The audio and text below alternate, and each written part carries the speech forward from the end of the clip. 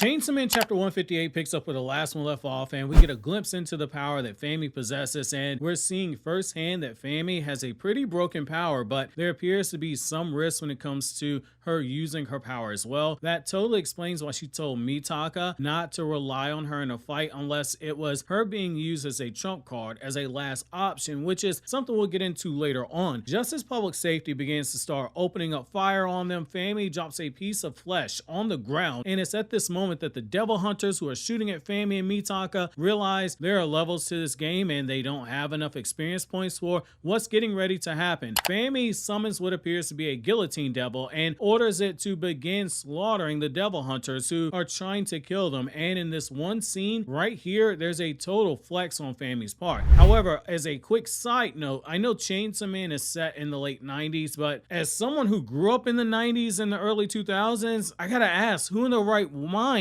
was scared of guillotines back then? Like, the only time I ever saw guillotines was like in history books or in really old time movies. Now, Mitaka might have tripped and fallen at the end of the last chapter, but Fami basically pulled up and said, this is light work for someone like me, or it should be light work. And it makes sense. She is one of the 4 horsewomen of devils, so it should be expected that a group of mere humans falls at her feet very easily. But in typical Chainsaw Man fashion, Fujimoto just subverts our expectations by making us think that this is about to be a bloodbath, but instead he sprinkles in some of the dark humor before we get to this serious part of the chapter. That Guillotine Devil, it doesn't kill them in the way that it's expected to. Instead, it quickly chops up their assault rifles and magazines, and it chops off all the devil hunters' clothes, so these guys are now standing around completely in the nude, or in some cases they put their boxers back on. And as we're being shown these guys begging for their lives, Fami gets asked by Mitaka, hey, if you're capable of something like this, then why aren't you the one who's fighting, and why am I the one expected to do all the heavy lifting? More of that sibling banter continuing on, which I have to say, Mitaka again asking this question of Fami, that's planting seeds, and it's a good question for Mitaka to ask, and it's probably one that you ask yourself, and at some point in the story we'll get that explained. But Fami's answer raises a bunch of red flags. You can tell Fujimoto is sitting on an obvious but very clever plot twist with Fami's character and her powers, and he's practically screaming to us as the audience, keep your eyes on Fami. Fami tells her that the devils that she summons, for the most part, they're fodder. They are weak, and that ability that she uses, it comes with restrictions that she clearly finds annoying, and Fami is sus as a character. But one thing that we can say here is that she isn't completely lying here. It would explain why she has been going out of her way to reunite with her sisters, Nayuta and Yoru, specifically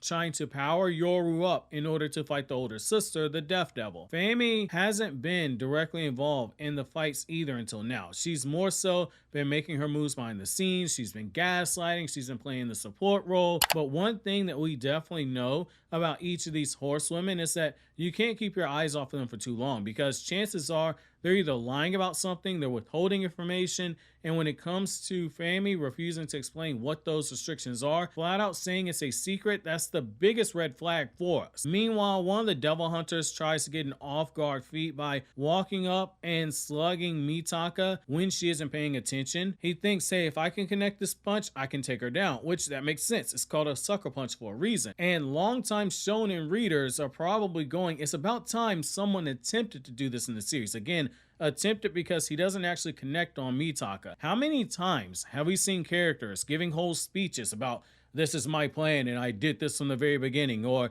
they're explaining their powers and giving every small detail, or they're powering up and nobody takes an advantage to land a crucial blow? Well, this guy is pretty smart, but the problem is that he don't have enough experience points at level 5 to try and take down a floor boss in Mitaka, who's clearly like a level 90. So he stood no chance even if he could hit her, and this is where it gets really interesting. When Mitaka blocks the attack, Yoru immediately takes over and kicks the guy in the face, and we see Mitaka and Yoru continue to be on good terms. You got Yoru praising Mitaka and Mitaka explaining how she's gotten so much better at fighting. Things doesn't seem really great between these two, and it's an ominous sign that sooner or later, likely sooner, that hammer is going to come down. Fujimoto's laying it on really thick right now because they're shown closer than ever before, and they're 100% going to be at odds when it comes to learning about the truth about Denji and Chainsaw Man. Fujimoto continues on with that crude humor by having Yoru demand that the guy that she just clocked with a kick across the face, that he lick her shoes clean in order to have her spare his life. And that's where things take a bit of an interesting turn here. This is probably my favorite part of the chapter. It's probably something that you probably didn't enjoy, so hopefully I'll win you over. So the Devil Hunters assumed that Fami and Mitaka were trying to bust out those kids who are part of the Chainsaw Man cult, and so too do the kids who are held in captivity, which when you think about it, the logic's definitely there.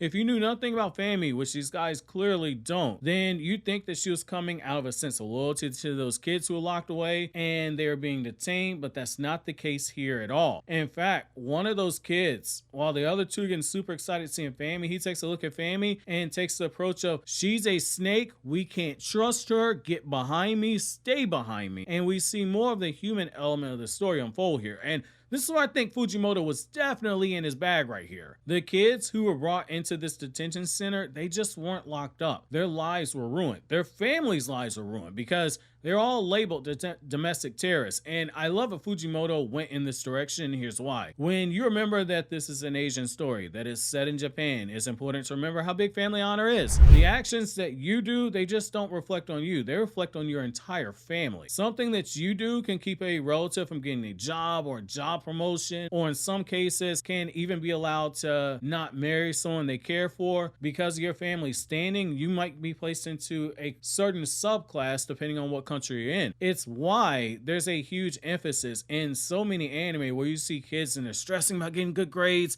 because what they do reflects upon their family, including their schoolwork. And I love that we saw some of that guilt here in the story. It adds more to the human layer, and it lets you see that with any cult, sometimes the people that hurt the most aren't the victims of the cult itself. They might actually be the cult members themselves who are dealing with the most damage. However, Fujimoto takes this whole scene and he flips it on its head once again very quickly by having the dude go from talking greasy to Fami to doing a complete switch up when he learns that Chainsaw Man is in the facility. And he's going, wait a second, you mean I get to meet Chainsaw Man? Like right now? Why didn't you say that to begin with? He doesn't hesitate to lead the other two after Fami and Yoru for this once-in-a-lifetime opportunity to meet the mighty Chainsaw Man. And we end the chapter off with this ragtag bunch of a motley crew running to save Denji, which somewhere Denji's going, dude, I'm getting chopped up right now, and the most you guys can do is sit here and have a conversation. Now, I think we need to discuss why Fami's devils that she's summoning aren't as strong as they should be, and I think the devil, no pun intended, is linked to her name. Fami is short for famine. We kind of saw this to an extent with the Eternity Devil when you go back to that arc in Chainsaw Man Part 2,